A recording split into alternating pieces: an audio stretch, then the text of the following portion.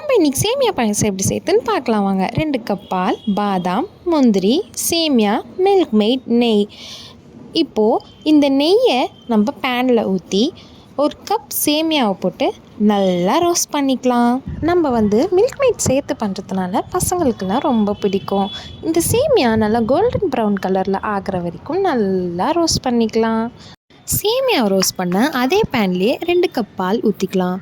பால் நல்லா கொதிக்க விடுங்க. பால் நல்லா கொதிச்சிருச்சு. இப்போ நம்ம ரோஸ்ட் பண்ண சேமியாவை பாலில் போட்டு நல்லா வேக வைக்கலாம். சேமியா நல்லா வெந்ததுக்கப்புறம் 5 to 6 tablespoons Milkmaid add பண்ணிக்கலாம். மில்க் மெய்ட் ஆட் பண்ணி செஞ்சால் குழந்தைங்க மட்டும் இல்லைங்க, பெரியவங்க கூட விரும்பி சாப்பிடுவாங்க. இப்போது நம்மளுக்கு தேவையான அளவு சுகர் சேர்த்துக்கலாங்க. மில்க் மெய்ட் ஆட் பண்ணியிருக்கிறதுனால நம்மளுக்கு சுகர் அவ்வளோவா ஆட் பண்ண வேண்டிய வேலை இருக்காது. சுகர் நல்லா கரையட்டும். இதோ பாயாசம் ரெடி.